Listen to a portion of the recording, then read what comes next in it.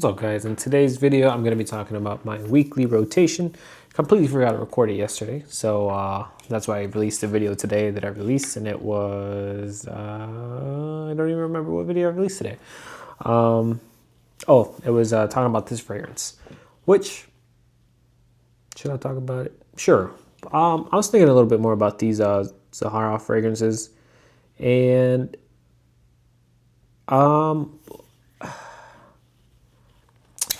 now, this is no hate, but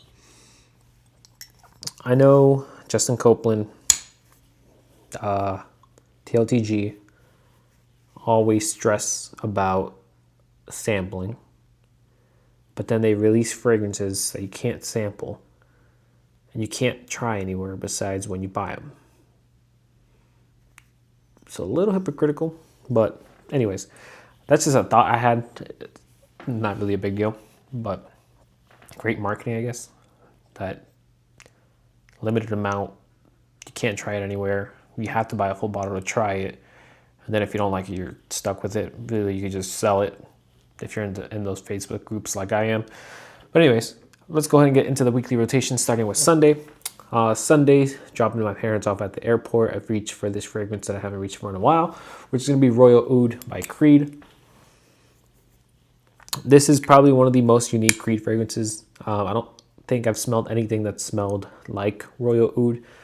It's a really nice fragrance. It's a sweet wood fragrance. Doesn't smell like oud at all. And the sweetness is like a weird, not a weird sweetness. I guess you could kind of say it weird, but it's like it's not a fragrance that you're going to smell often. You probably will never smell this fragrance on anybody else. I haven't, at least. I've only smelled it on myself. But it's kind of like a sweet wood. Like, not like a sweet... I'm not talking about sweet like designer sweetness or anything like that. It's kind of just a woody sweetness to it that it has. It's like, I can't even... That's just the best way I could describe it, but... I feel like it paints the wrong image.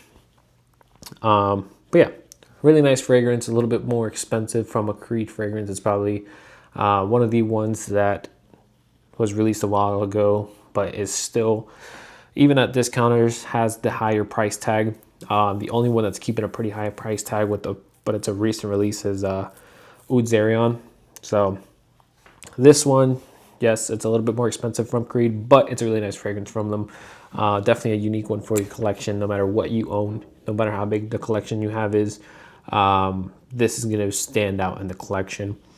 I have a 50 ml. I wish I would have just purchased the 100 ml.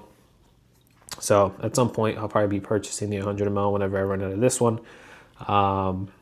Yeah, I use it lightly just so I don't run out of it, but I should just use it more often to then just go ahead and buy the 100 ml.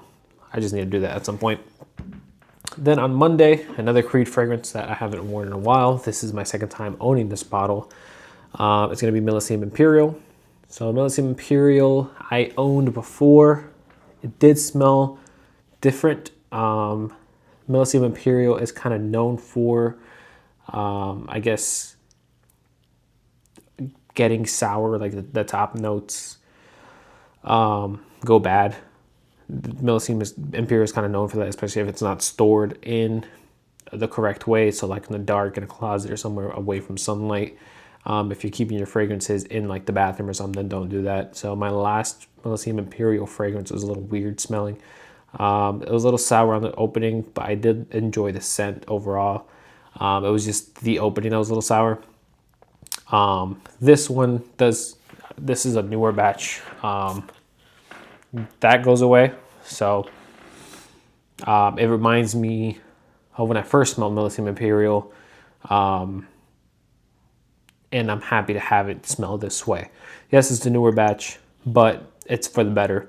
Like, this actually made me enjoy Millisium Imperial again. That sourness that I got from that last bottle kind of like threw me off to the point that I sold it. I got rid of it. I just thought that I smelled the wrong fragrance. Like, I was like, I guess I'm remembering the wrong thing. But then smelling this fragrance now with Well, the thing is, I got that Millisium Imperial. I think I got it from like a trade or something, so that's probably the issue. I got it from somebody else, so it was probably like they didn't keep it in a store the right way. And who knows if they got it from somebody else. And yes, it was a legit bottle. And it did smell like Millisium Imperial. It was just a little sour in the opening. So if your Millisium Imperial is smelling a little weird, most likely your top notes did go bad. So it's known for Millisium Imperial. So just make sure you keep, if you do have it, keep it stored correctly. A little bit of a cold date anyways, but I went with Millisium Imperial just because I haven't worn it in so long, and it's just one that I smelled. I was just smelling random things in my collection, and I just sprayed it, and I was like, I'm gonna wear this one today. Well, I went out and did like random stuff. Then on Tuesday, pulled out Dior 40 again. Just kind of wanted to smell it again, wear it again, see what my actual thoughts on this fragrance are. I did the first impression. I think I mentioned it in a weekly rotation video, and then now I'm talking about it again because I want to give another wearing. It's a really nice fragrance if you're wanting to smell like clean laundry. It's pretty much what it is. You just smell like your detergent for your laundry detergent is very strong. That's what it smells like. So I wouldn't say it's unique. I wouldn't say it's anything special. It is good. I enjoy it. And it's one of those scents that you probably reach for if you don't want to smell like a fragrance, but you just want to smell clean. It does smell like laundry detergent. So if you're not looking for that kind of smell right now, especially with the winter, you want something more sweet, you probably shouldn't reach or look to buy Dior 40 right now. But if it's something like in the spring or the summer that you're wearing like a, it's kind of like a white t-shirt type of scent, or just like a basic, you just want to smell clean. You don't want to smell like cologne clean, if that makes sense. So like lime or citruses, kind of like that afternoon swim DNA, or like, Dior Homme Cologne, that kind of stuff. If you're not looking to smell like that, you're just looking to smell like clean laundry. Kind of like, I would say, gentle fluidity silver, like that kind of vibe. I would say go ahead and try this one. Now that I said gentle fluidity silver, and this fragrance, they're pretty different, but they kind of do the same clean laundry feel type of thing for like the white t-shirt. But gentle fluidity silver is more in that cologne mixed with the laundry detergent feel. I'm thinking about 724. 724 is a little bit more of that laundry, clean linen type of smell. In my opinion, this is better. So then on Wednesday, didn't wear a fragrance, only to the gym. And I did legs that day, and I regretted it. I was in a class, and so it was a leg day class, and I was like, you know what, I can't look weak.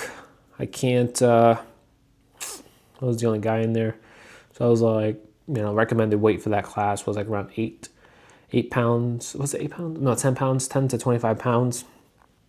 Then like the little bands for the legs. So it was like a light blue band was the lightest, gray was the middle point, and then black was the most difficult. So I got 25-pound dumbbells, and I got the gray bands, just because it's been a while since I've done legs. So, just because of my ego, I guess. So got my ass kicked. It's Sunday today, and finally my legs are feeling better. I went snowboarding today. I did post a picture to guess what my scent of the day was. I'll probably talk about my scent of the day next week on Sunday or Saturday, whatever. Anyways, yeah, absolutely destroyed my legs, and that was like my pants. The next few days probably shouldn't fit because the butt I should have built, right? My ass should have been looking crazy, but yeah, my pants still fit. Anyways, Dior Homme Sport is what I wore to the gym. 2 sprays of Dior Homme Sport. And yeah, this stuff is just really good. Dior Homme Sport, it's like not really a sporty scent either. It's an easy to wear fragrance. Citrusy, musky, woody, but more like musky, woody. Really nice fragrance. I remember this fragrance, having Dior Homme 2020 and Dior Homme Sport. I lean a little bit more towards Dior Homme Sport, mostly because of how it sits in the air. It's a beautiful fragrance out in the air. The way I came across that was because of when I first got this fragrance. This was maybe 2 years ago at this point, I think, or maybe closer to 2 years. Damn, it's been 2 years now. I think so. And this is also one of the fragrances when I got rid of my entire collection I did not get rid of. So I sprayed it on the box. Then I think I went to work or something and I came back, or I went to go do something for a few hours and then I came back. Then I smelled something out in the air and I didn't know what it was. And it was this. Blew me away. And yeah, I still wear it from time to time. This is a fragrance I'm probably never going to get rid of. It's really good. It's a really good fragrance. Definitely recommend it. Easy to wear. This is a signature scent fragrance for sure. Compliment getter as well. And that'll be Dior Homme Sport 2020. Then on Thursday, back to work. So Thursday I wore Boadicea's Ardent. I was feeling like wearing this one with the, what's it called? With the plaque sliding down. Shout out to the control quality Boadicia's. But this fragrance, even though the quality on the bottle, right, is terrible, the quality control on the bottle, the fragrance is actually amazing. I forget your username, your YouTube username for who recommended this fragrance, but yeah, I really enjoy this fragrance. This is one of my comments from when I was talking about Noir de Noir. He mentioned Boadicea's Ardent, so he constantly mentioned it. I think it was like in a few videos. So I just went ahead and bought it. I blind bought it and never smelled it before, and I enjoy it. I really enjoy it, but I also really enjoy the Noir de Noir DNA from Tom Ford. So I was obviously going to like this fragrance if it smells really close to that Noir de Noir by Tom Ford fragrance. No compliments or anything like that, but enjoyed the wearing. This is one that did last more than 12 hours. My shifts are at that point 12 to 13 hours, so I smelled this one all day just fine. Got home, took a shower, and that's kind of where the fragrance left, just because I took a shower. So really great fragrance. I really enjoy it. It's like a vanilla rose. I think that's what it is. I'm not too sure. Definitely rose for sure. I'm pretty sure it's vanilla, but it's not like the vanilla that's too sweet. If it is vanilla, it's a vanilla. If it's vanilla, it's a vanilla. It doesn't feel like vanilla. All right. Really good fragrance. Happy to have it in the collection. This to me was a little bit of an eye opener for Boadicea fragrances, but I did get it with Bodacious, which is also a really good fragrance. Blue Sapphire, don't really like it. Did get rid of my bottle. And what was the other one? Imperial. Imperial is also a really good fragrance as well. So yeah, these are the cheaper or the more budget friendly Boadiceas either. It's not like I'm going too crazy off the $500, $600 Boadicea fragrances. These are the ones that you can find sometimes 130, 40, 50. Sure, a little bit more price, but it's not crazy. It's not in the 200s. Bodacious was the one that was probably a little bit up there, but still not a bad price in my opinion for what you're getting. But yeah, that would be Boadicea's Ardent that I wore on Thursday. Then on Friday to work, wore Tom Ford's Ombre leather. I was feeling like wearing something different, something not too crazy, but just something different from what I'm typically reaching for. So reaching for my homages, reaching for Boadiceas, reaching for creeds.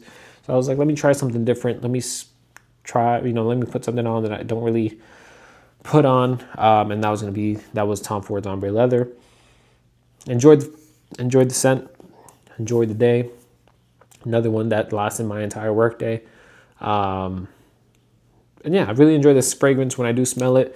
Kind of reminds me of when I first started collecting more fragrances and I got into the Maison Alhambra clones and stuff like that. This was one of the first clones I got.